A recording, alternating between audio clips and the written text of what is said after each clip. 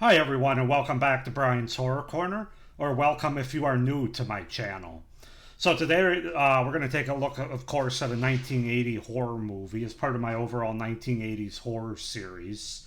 And the movie we're going to take a look at is obviously from 1980, Don't Answer the Phone by Scorpion Releasing here. So Don't Answer the Phone from 1980. First time watch, of course, for me. So let's just go ahead and get into it. So Don't Answer the Phone is a 1980 American psychological horror film co-written and directed by Robert Hammer.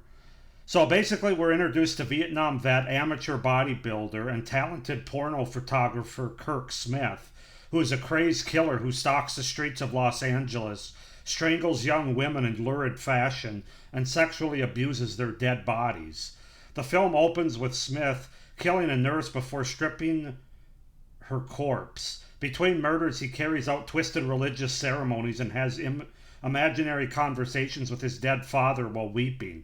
He repeatedly contacts Dr. Lindsay Gale, a psychologist with a radio show, as well as private therapy practice. He calls her show speaking with an assumed Spanish accent and complaining of chronic headaches and blackouts. He follows one of Dr. Gale's female patients, Carol, home from her therapy session and tortures her to death. He also murders a hooker while on the phone to Dr. Gale's show, forcing Dr. Gale to listen to the victim's cries.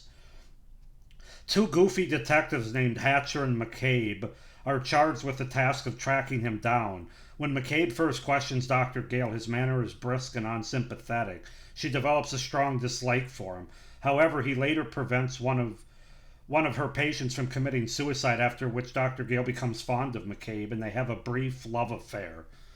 So that's kind of the setup and the premise for Don't Answer the Phone from 1980. As far as the cast goes, we have James Westmoreland as Lieutenant Chris McCabe, Ben Frank as Sergeant Hatcher, Flo Lawrence as Dr. Lindsay Gale, or Flo Garish, Nicholas Worth as Kirk Smith. So that's the setup, the premise, and the cast for Don't Answer the Phone from 1980. I wouldn't say this is a good movie. However, I did get some entertainment value out of it. It's not the worst I've seen. So let's just go ahead and get into it, starting with the things that I liked about it. I think the character of Kirk Smith, the psychotic killer, was a really effective bad guy, if you will. Really creepy and mentally disturbed individual that I thought was really well acted by Nicholas Worth.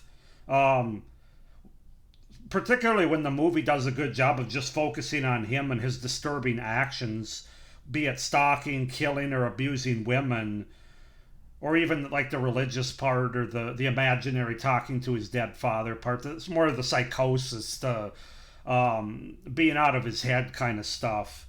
That's when the movie's at its best, in my opinion, is when they focus on this killer of Kirk Smith.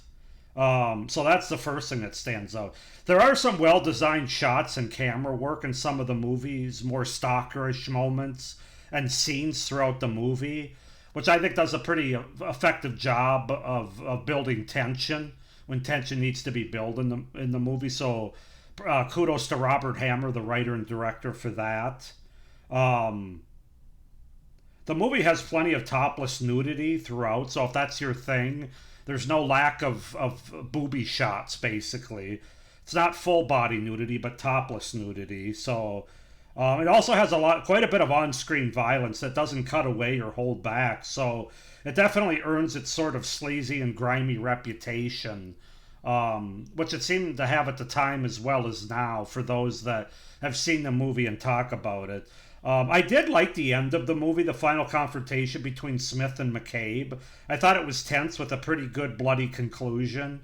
Has a pretty good payoff with everything that we go through in this movie with the characters and the tension-filled scenes and the kills and everything.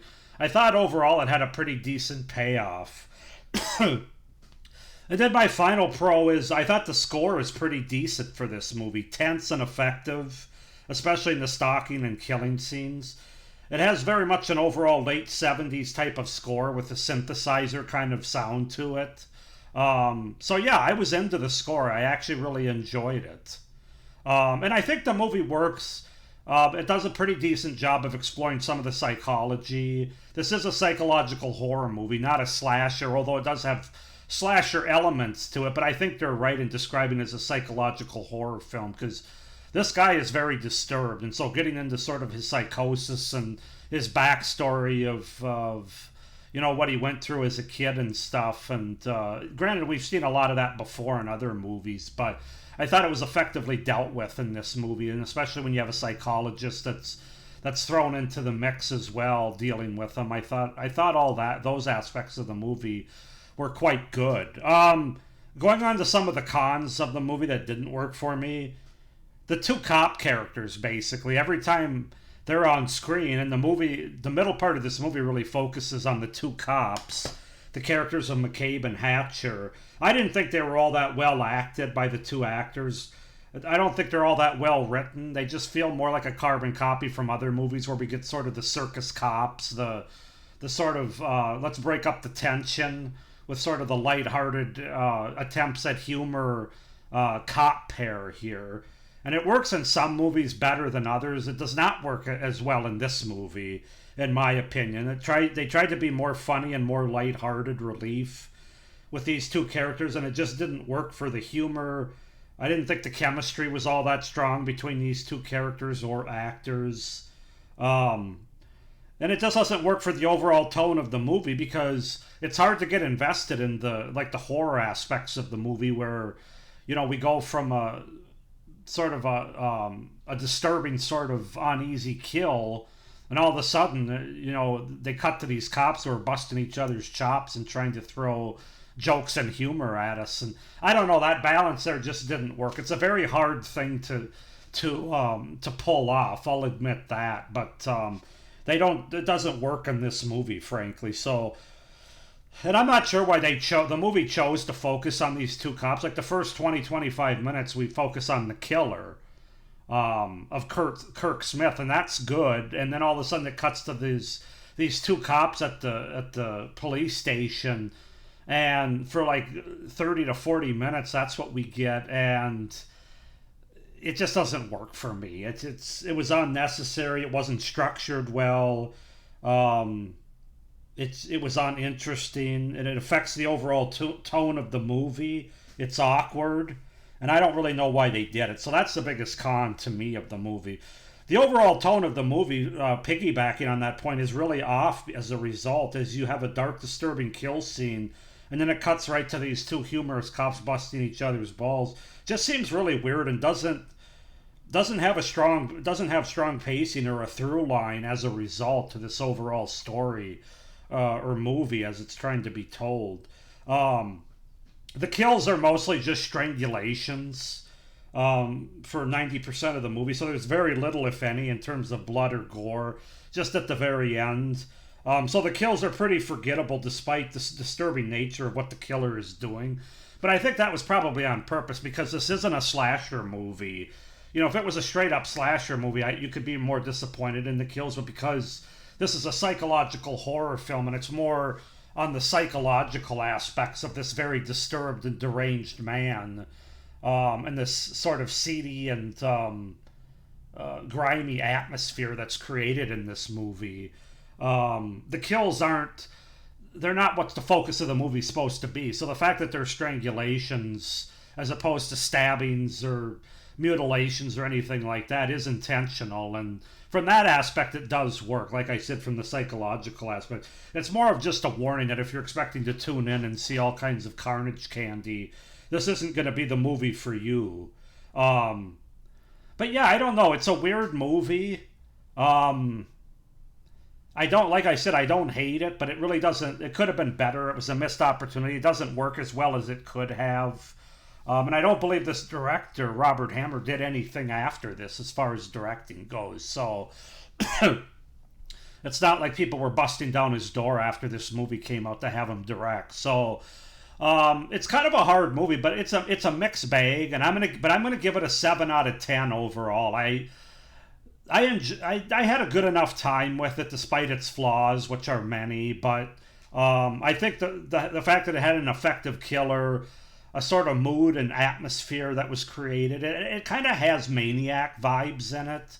even though it's not nearly as good as Maniac, but this did come out before Maniac in the same year. But it kind of has those tones in terms of the killer and the psychology aspects of it.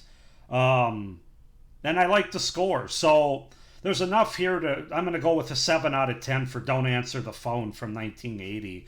Go ahead and comment down below if you guys have seen Don't Answer the Phone, what your thoughts are on it.